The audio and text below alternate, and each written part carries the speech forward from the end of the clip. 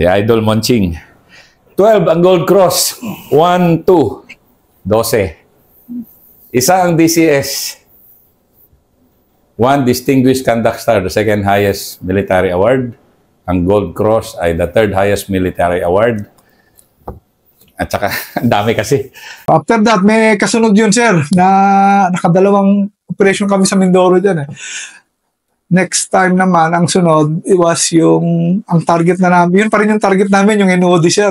So, hindi talaga nilubayan ng G2 yan. Sila Sir Mario Chan, yan. Sila NSA, sir. Mga target nila yan. Nila Sir Kwan.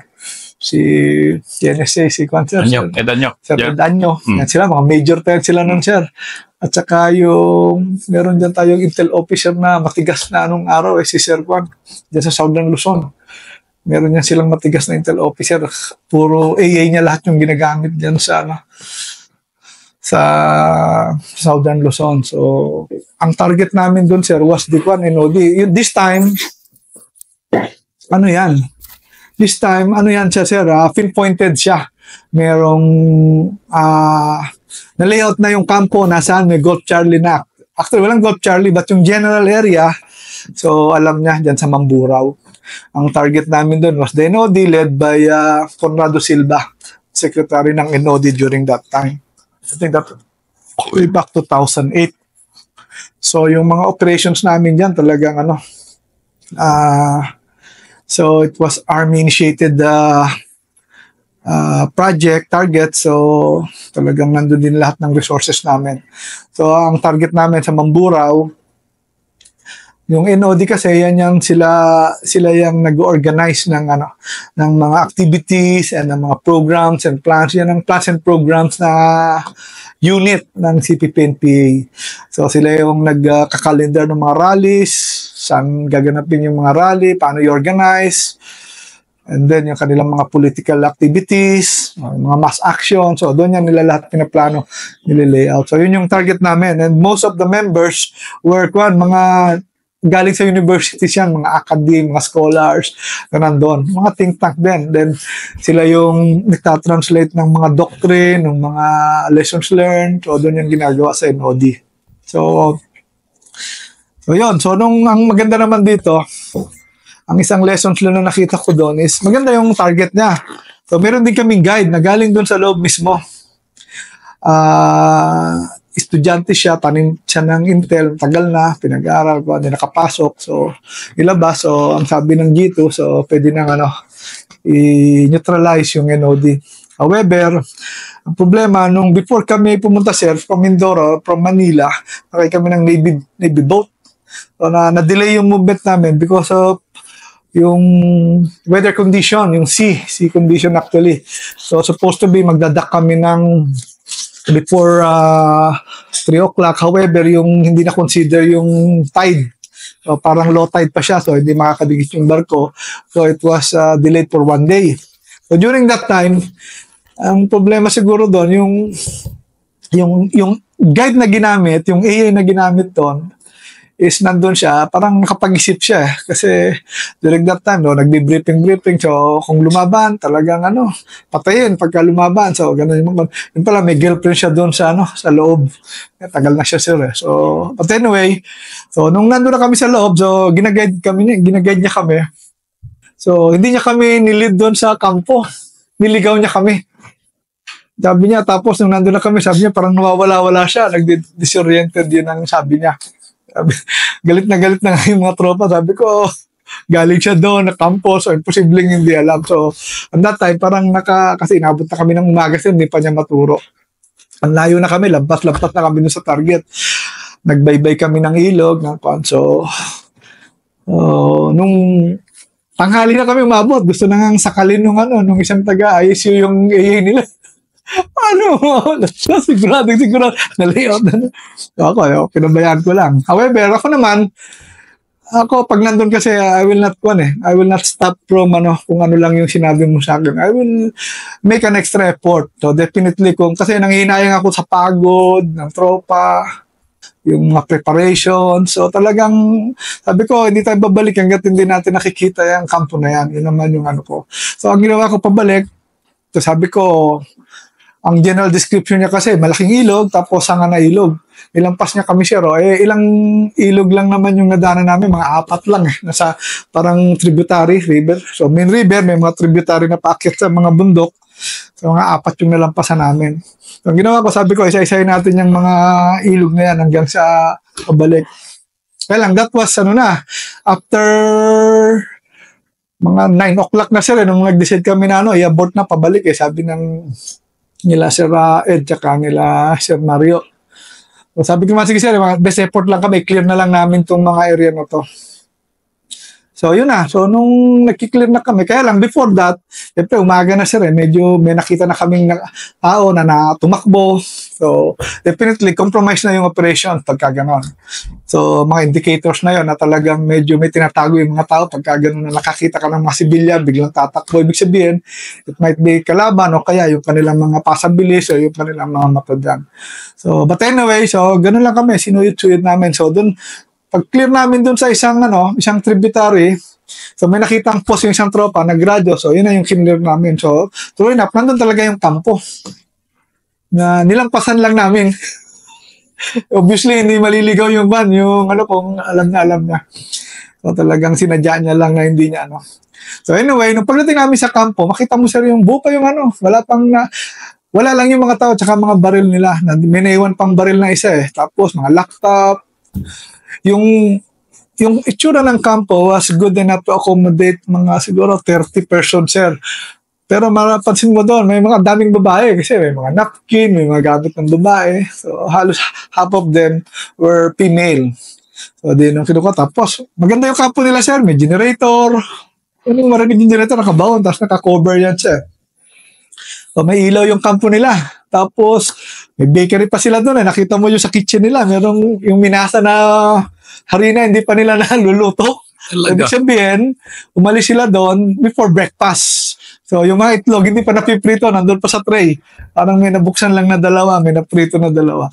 So, siguro early morning yun, baka mga 5 o'clock or 4 na compromise or pagliwanag, o baka yung tao na So, in short, so, nakuha namin yung kampo, but wala na yung mga kalaban. So, ang ganda pa naman yung nung kampo. Kasi wala silang lalabasan, sir. Pag tinuro niya lang sana yun, ang plano namin, we will approach Sarah, tapos ikutan namin sa likod, pababa. Kasi pag ganun man, wala, hindi man naturo. But, ang lessons learned din talaga, sometimes, pag gumamit ka talaga ng mga guide, yung mga na isolate mo siya, then kunin mo yung loob niya, wag mo siyang bigyan ng mga negative na madidistract siya or magbabago yung isip niya. You really have to take good care of him habang hindi pa kayo nag-operate. So, kaya ako ever since, sabi ko, after that, lahat ng mga guide na ko talagang inalagaan ko yan. So, talagang halos ayaw nang umalis sa amin pagka after ng operation So, inalagaan mo talaga yan. So, yun yung mga lessons learned doon. But, yun, ang nakuha lang doon, yung mga libro, mga doctrine, laptop, of course. Ang nakuha ko nga doon, yung binigay sa akin ng tropa, yung relo ni Conrado Silve. Yung kanyang relo na Seiko. Sir, may relo dito, kaya binigay sa akin. Nakuha kami ng isang AK.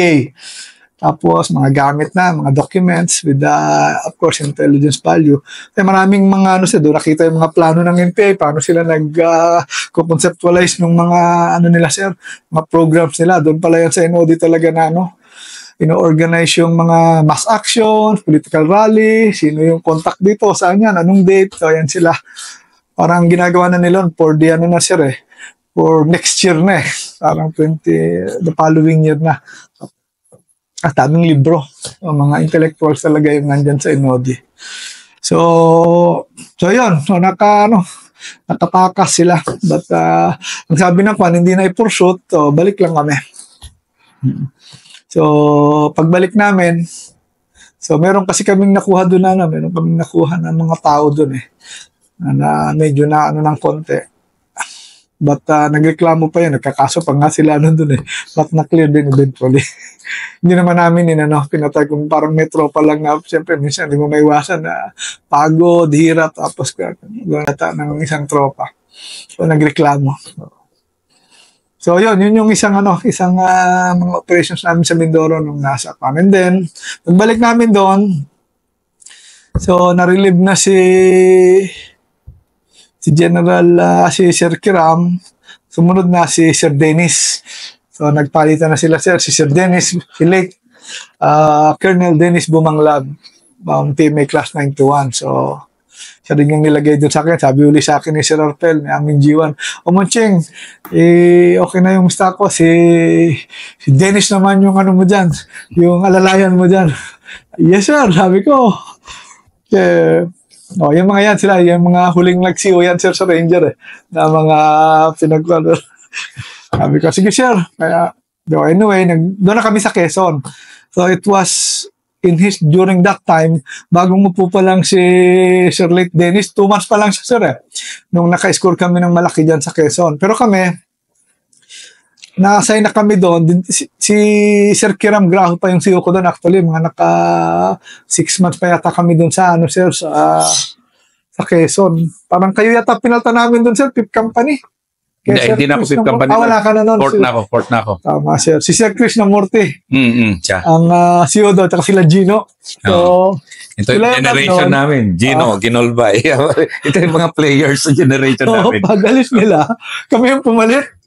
Kasi ayaw sa kanila nung pulis tsaka nung Solcom. Kasi mga guwapeng siya yung PIP Company nun Lalo na si Gino. Ginolbay. Hindi namin. Kami pumalit sa Quezon. So, rin kami. Ang problema mo naman dyan sa Quezon, ang area namin yan, sir, yung Quezon, Laguna, boundary niyan hanggang sa Lucena. So, from Sariaya, Chaong, Candelaria, hanggang sa may Lucena, tapos yung part ng Banahaw.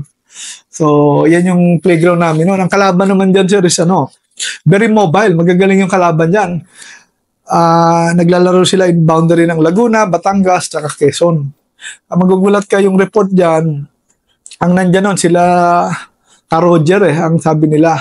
But ang nagdadala talaga dyan yung asawa ni Ka Roger, si Rosemary Dumanais. Si Ka Roger kasi that time, parang lipat-lipat lang siya, sir. Kung saan yung focus ng operation natin, sa Laguna, Quezon yung focus, ilipat siya ng Quezon sa may southern part, o kaya babalik siya ng northern part ng Laguna, dun sa may boundary ng Bulacan, Laguna. Yan siya, sa may Kabinti. So, during that time, yung kalaban, maru-maro, sir, magaling din sila, very mobile. Yun pala, gumagamit sila ng mga jeep din, sir. Minsan, pag naiipit sila.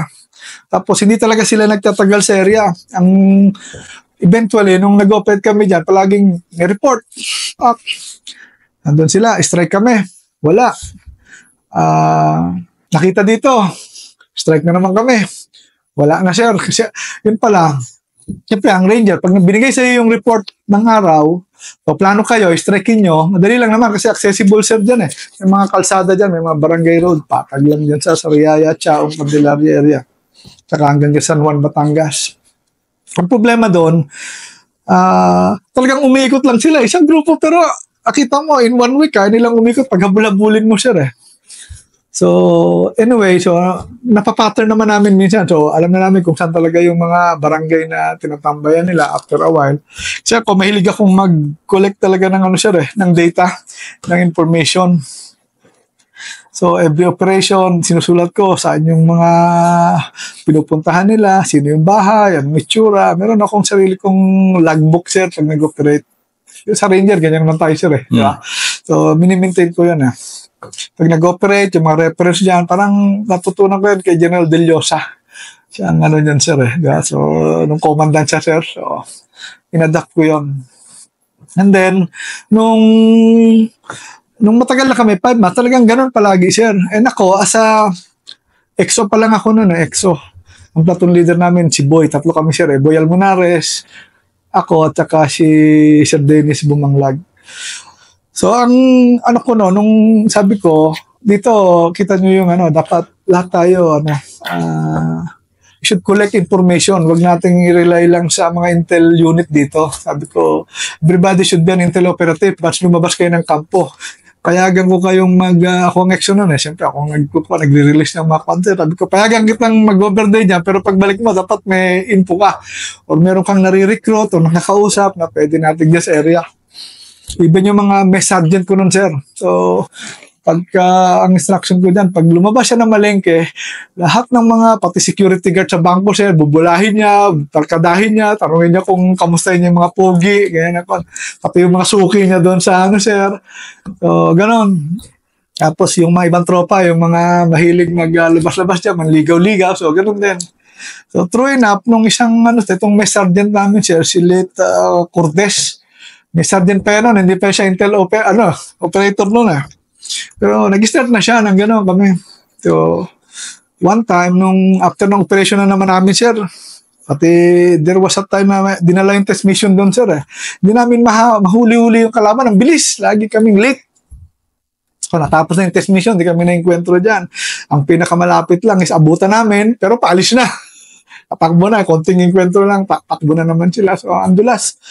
So, nung pag-alis ng test mission, so, ako naman, during those time, pag habang nag-ooperate kami, nag-strike, talagang minamap out ko yung mga mapa, saan yung mga daan, saan yung...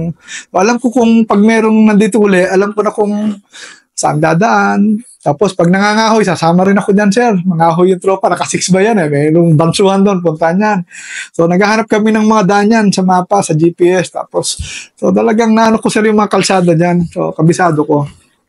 So kaya nung dumating yung report na yon, nadadaanan namin yung barangay na yun, sir, na, sir, nandito sila. Pag-report ni Cordes, sir, binigay sa akin nung asset ko doon, yung security guard sa bangko. Dumating doon yung mga pogi, sir, tawag dito, a night before. Kasi, na-pattern namin yung kalaban, sir, na pag dumating sila pakita sila, dating sila ng gabi, mga madaling araw or late night, pakita sila ng umaga, laba-laba sila doon, after that, pagdating ng gabi, manood lang sila ng Marimar. Makita sila sa tao. After ng Marimar, lipat na yan sila, sir. Mabisyo talaga. Kami, ang pinakamaaga naming strike doon, mga 12 o'clock, sir. Ng gabi, yung mga 10 o'clock, yung medyo wala nang kasakyan, di ba? Ganun tayo normal kung strike tayo sa gabi, sir. Yung pala sila, alam din nila na, so after Marimar, alis na sila. Hindi sila papabot ng mga sibat na sila, kaya hindi namin inaabot. So, nung bumigay na yung info ni sir, nandun sila, naglalaba. Dumating kaninang madaling araw. So, sige, mamayang gabi pa. Sabi ko that time, strike lang namin, sir, Yung pala, in-strike namin, doon sila lumipat. Naglalaba pa lang kami, sir. Sabi ni Sir Den, sabi ko, sir, may report. Sir, pagod pa tayo. Sir, sayang to, alis na yun mamaya pagka nagpahinga pa tayo. Ano nga natin? Sir, strike na natin ngayon. Kabisado ko yan. Alam ko yung daan. Kasi alam ko, sir, nung sinasabi niya, nung nilayout niya, sir, itong barangay na to, so, nung dinescribe ko, sinabi niya, may blue na bahay, may poso. So, natandaan ko, sir, ba? Sige, sir, alam ko yan. Sabi ko, pero, ang daan natin dito sa likod, kasi pag lumabas ka dyan, may mga tricycle, sir. Definitely, may mga pasabilis yan sila doon. Yun din yung isang lesson learned doon sa mga tactics ng CPP-NPA. Bago ka makarating doon sa controlled area nila, kung dadaan ka ng mga barangay, lalo na yung matao, yung may mga terminal ng tricycle, sigurado meron yan silang pasabilis dyan. Kaya iwasan mo yan. So ako alam ko na iwasan yon. So sabi ko sinanong ako so yun, sir. So sabi ko kay Sir Dennis, sir, if we will wait for another mamaya pang gabi natin yan operatan, alis na naman yan after nila manood ng Marimar. So, ano gawin natin, sir? Strike na natin ngayon. So, yun lang, sir. After that, nung sinabi niya, so, nagplano na ako. So, sabi ko, sir, gamitan lang natin ng, civilian jeep. Kasi hindi tayo makapasok ng, dyan. Compromise kagad tayo pagka. So, nag-provide lang yung pulisya. Sinabi namin, kailangan namin ng civilian jeep. Tapos, may cover lang siya. So, tapos nasa huli na yung, sir, sa huli na yung, gumamit pa rin kaming military vehicles, pero, nasa likod siya, yung isang 6x tsaka Kennedy. Yung 3 jeep na civilian, yun yung main effort. Ito, backup na lang So, nung pinlano namin, sir, sabi, sir, bahay naman yan So, meron naman kaming sketch, sir. Sabi ko, sige, sir, ito na lang. Pag itong main effort dito, tapos yung isang jeep, pag niya rito, isang section, baba, isawning na to, or i-clearing na tong mga bahay. Tapos, yung isang jeep, mauna muna, doon sila titigil para they will serve as blocking force dito sa harap. Tapos, yung the rest is follow-on forces na lang, sir, to cordon yung area. O, ganun lang kasimple yung ginawa namin. But sabi ko, ang importante, ang critical lang dito is how are we going to infiltrate without compromise. Yun ang number 1 na doon So, paano ka makakaiwas sa pasabilis nila? Of course, isa na yun, using yung mga civilian vehicles, then you use yung mga mga hindi traditional route papunta doon sa area. Dahil definitely, yung mga traditional route o yung mga kalsada papunta doon, may mga passabilis yan sila. So, yun lang ginawa namin. We use civilian vehicles, and then we use yung alternate route papunta doon sa objective, and a simple plan, no, na ganon. So, yun na. Ito ang maganda rito, sir. Meron pang mga surprises to. After dito, classic. So, nung nagano na kami siya, so rehearse muna kami doon. Of course, you really need to have a rehearsal. Yun ang importante. Lalo na kung ganon, mga parang surgical operation, pinpointed yung mga target, bahayan. So, yung pag-unload mo, para so you can achieve surprise, yung objective. Then, makalatag ka ng mabuting maayos na mga blocking forces mo. So, yun, rehearse kami doon, sir. Lang rehearsal lang. Simple lang naman yung namin, briefing. So, andito yung target, ito yung mga bahay, may kalsada, ito yung reference. Sabi ko, ako yung mauna. So, pagdating natin doon, pag nakita tong bahay na green, yung junction, akyat mo, bahay na green, yun na yung mga target, yun na yung dinidescribe nung asset. So, kami, diretso lang kami, mag-blocking, sila pag ano niya, yun ang kukuha nila, ako sir, diretso. Ako yung pangatlong jeep, 2 jeep yung miniport, ako pangatlo. Pagkakuha nila, habang sinisecure nila ako, doon ako mauna, magbablocking ako sa harap. The rest, sunod na lang, sir. So, ganun lang kasimple yung plano namin. However, nung pumapasok na kami, ito na. So, dahil si CEO yung nauna doon, nakalagay siya sa jeep. So, meron kaming nadaanan doon, meron nga palang isang katulad na bahay, kakulay. Pero actually, that was the barangay, bago doon sa main target namin, sir. Nung nakita ni CEO na medyo maraming tao, kala niya, yun na.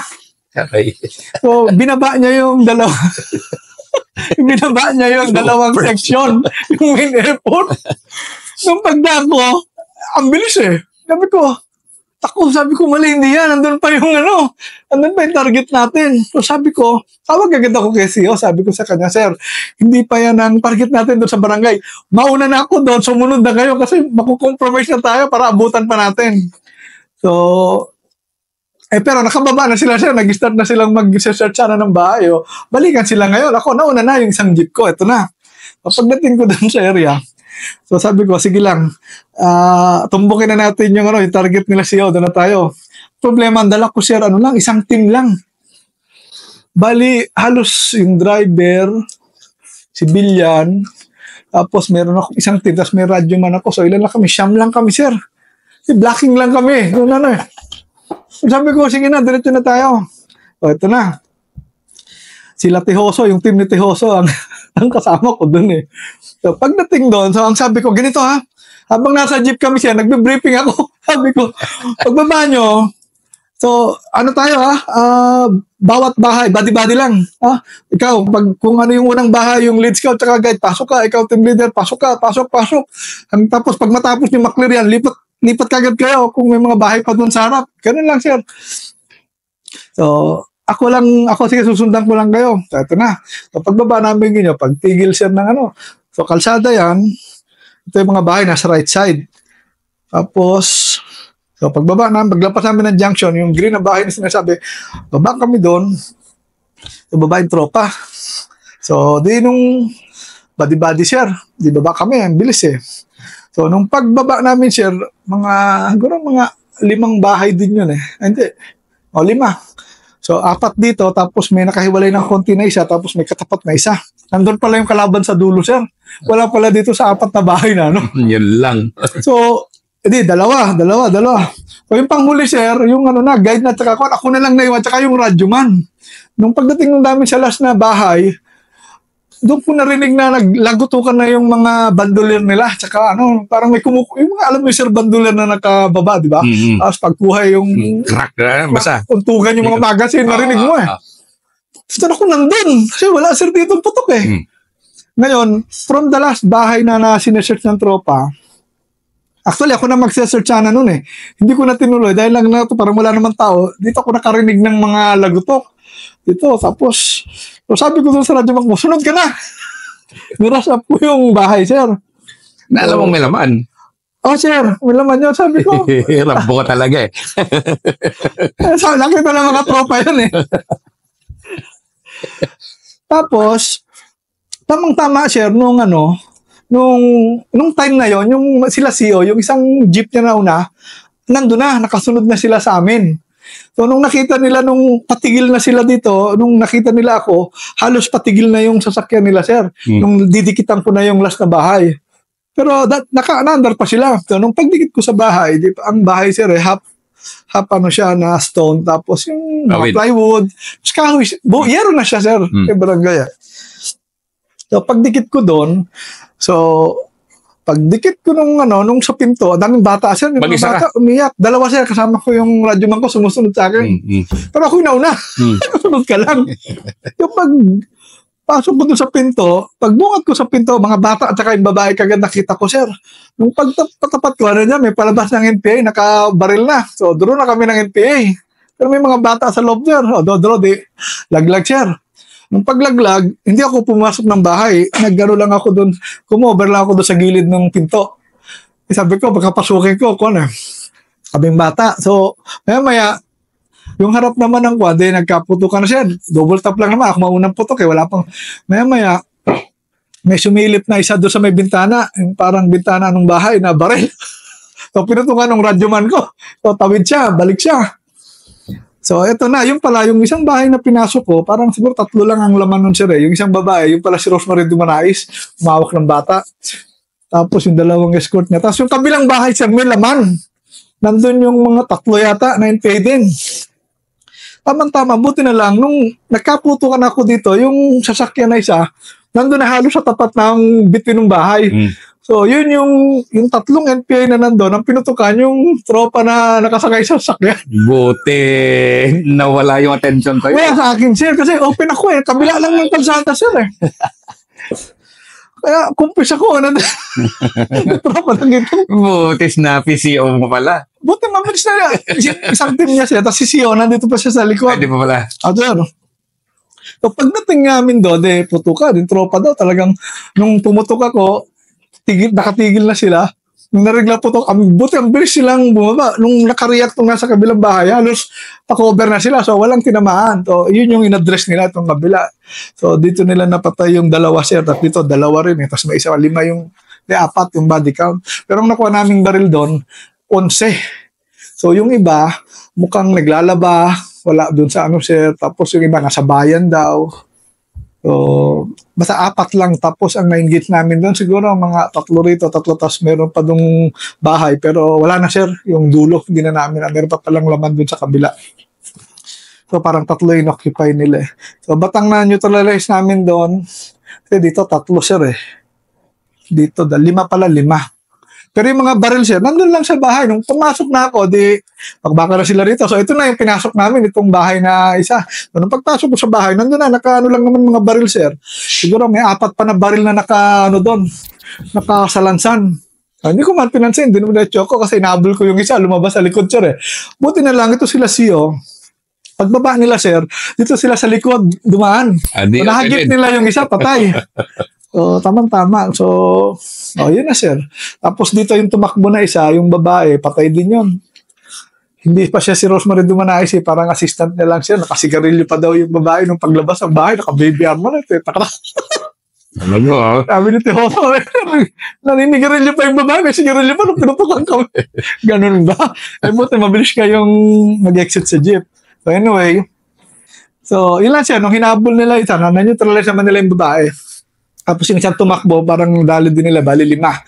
So, tapos yung baril siya, nasa 12 baril yung nakuha namin. Lupit niya. Napakalaking score yan nung... Tapos nung time na yon, it was yung laptop na na-recovered from Rosemary Dumanais, nandun yung doctrine nila ng 2 dakilang pagwawasto.